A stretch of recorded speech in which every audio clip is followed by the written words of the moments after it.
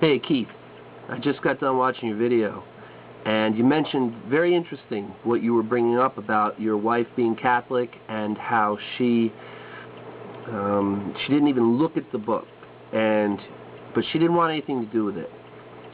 And then you had a physical mark appear, and I had my own experience when I first accepted this book into my life. I didn't look at it much. It sat on a coffee table for quite a long time. At some point I even became a do not call. But the reason was not because of Jehovah's Witnesses. The reason was because of what had begun happening to me after I took that book into my home. Now, I'm not saying that the book caused these things with me. As I said in my last video, I really don't know. But I can tell you I was left with a physical mark as well, except it was on my back. And what happened to me, I remember very clearly. And I saw with my own eyes what happened to me. So I don't doubt what you're telling me at all. But I would suggest, if you haven't already, that you do not tell any of Jehovah's Witnesses what you're telling me, because you will be marked. They won't do it outwardly, but you will be marked, and it will bring you problems. Maybe not bad problems, but it will affect you. If you mention this, it will circulate around the congregation, and you will receive a mark at that point. Something I wanted to mention to you is, with the case of your wife, for years, as you know, over a century, Jehovah's Witnesses have been distributing literature to people at their homes. I was often under an impression that they were about doom and gloom because of my own mother. She would always say, "Oh, doom and gloom, those people, doom and gloom." It wasn't until recently, when I was talking with my mom about why she felt this way, that she really told me. She didn't first see the magazines when I became one of Jehovah's Witnesses. Decades ago, people had distributed things to her throughout time, and she rejected it. But what it boils down to is, she was seeing the initial cover of these magazines. And if you watch my video on Delightful Words, it may be offensive to you, but if you watch it, try to get the sense of what I'm saying in there about the magazine covers. And I didn't take my time and explain it in the video. I kind of just did like a spoof about it. But it became pretty obvious to me that if you don't read this material, you are left with a very, very dark impression on your mind psychologically. If you don't open up that material and read it.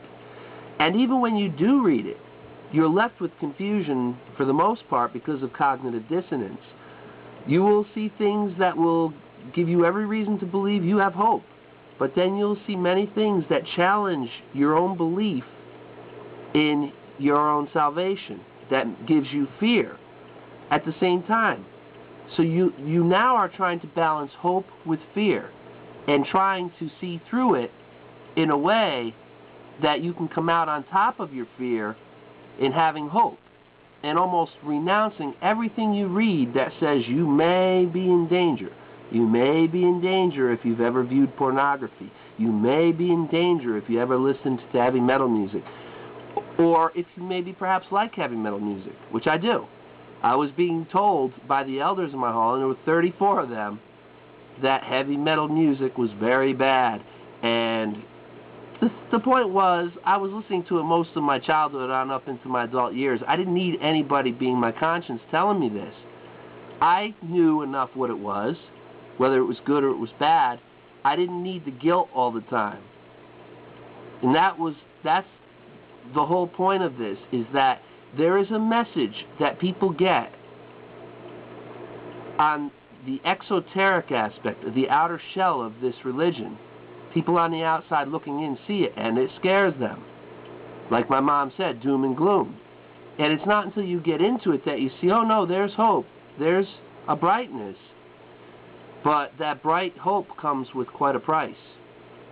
And I do not discount the belief that a lot of the negative energy that came into your home came in with the doom and gloom mindset associated just with the presence of the book itself.